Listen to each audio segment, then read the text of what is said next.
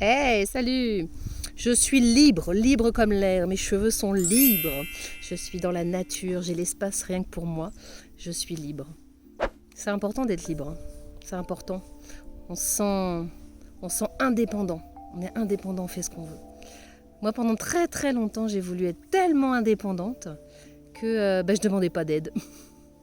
J'étais tellement libre, libre, libre que j'étais enfermée. Peut-être enfermée à un endroit dans mon désir d'être tellement indépendante que je ne demandais pas de l'aide, que je devais tout gérer toute seule et que ça m'a épuisée, ça m'a fatiguée.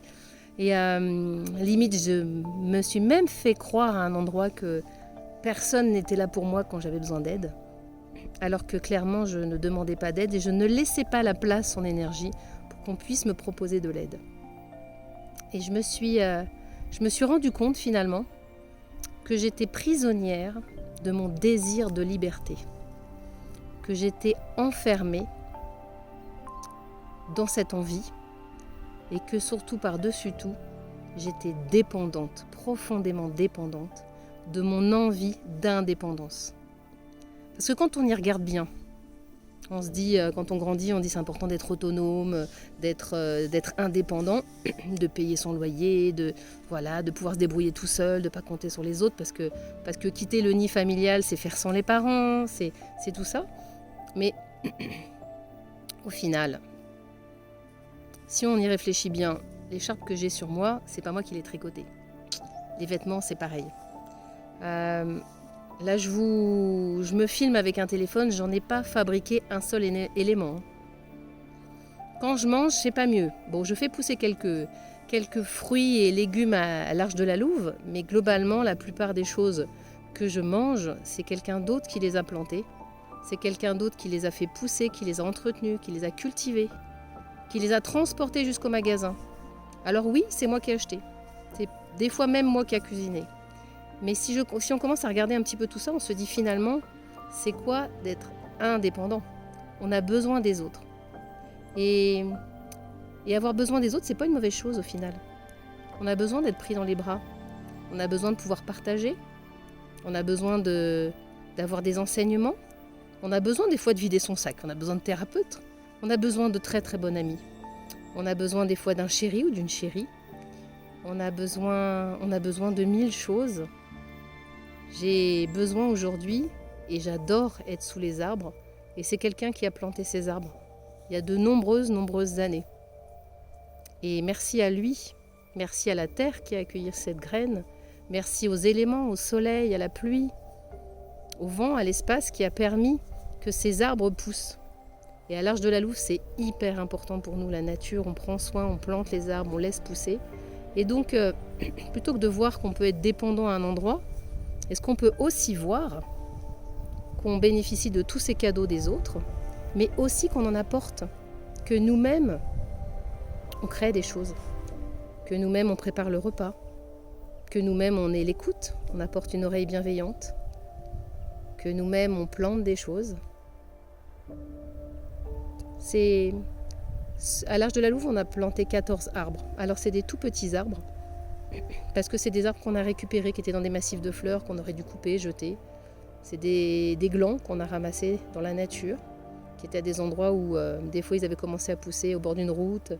Et donc du coup on les a ramenés, on les a plantés sur le terrain.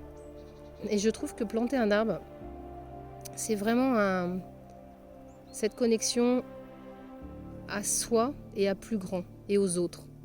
Parce que quand vous plantez un arbre, il y a peu de chances que vous mettiez à l'ombre en dessous, ou alors petite ombre, mais c'est surtout vos enfants, vos petits-enfants et toutes les personnes qui passeront après qui en profiteront. Et je pense que plutôt vouloir être absolument libre, soyons ou être indépendant. Moi j'aime bien l'autonomie. L'autonomie pour moi c'est de se dire qu'il y a des choses que je peux faire seule et il y a des choses où j'ai besoin d'aide. Il y a des choses que je peux faire seule mais que j'ai envie de partager avec d'autres personnes. Et d'un seul coup il y a un espace de liberté qui s'ouvre et la liberté elle est là. Est-ce que j'ai la liberté de demander de l'aide? Avant je ne l'avais pas, maintenant je l'ai. Alors ça, c'est ça la vraie liberté pour moi. Et du coup, dans ce cheminement de la liberté de demander de l'aide ou de tendre la main, Et ben, j'ai créé une cagnotte justement pour m'accompagner, pour accompagner l'Arche de la Louve. Et je me suis dit, mais Guillemette, tu as toujours fait toute seule. Et oui, ok, tu sais faire. Et ça, ce lieu, il me porte, il m'inspire. Et pour moi, c'est pour œuvrer dans ce nouveau monde, pour prendre soin de la nature, des éléments, pour prendre soin des gens qui y vivent et pour qu'ils apprennent à prendre soin d'eux-mêmes. Prendre soin d'eux-mêmes, pourquoi ? Parce que si on est mieux, si on se sent plus heureux, plus épanoui, on prend soin des personnes autour de nous et on diffuse cet amour, on diffuse cette confiance et on est aussi dans sa mission, dans ce qui nous anime profondément. Et quand vous êtes dans votre mission, vous faites du bien au monde.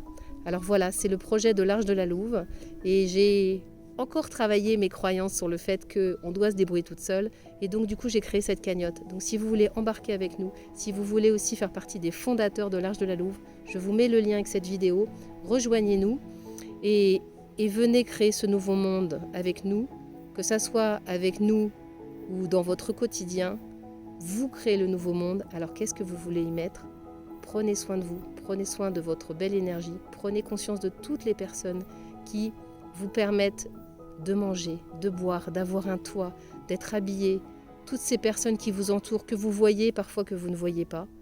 Et prenez aussi conscience de tout ce que vous faites qui est extrêmement précieux pour le monde. Demain se construit ensemble.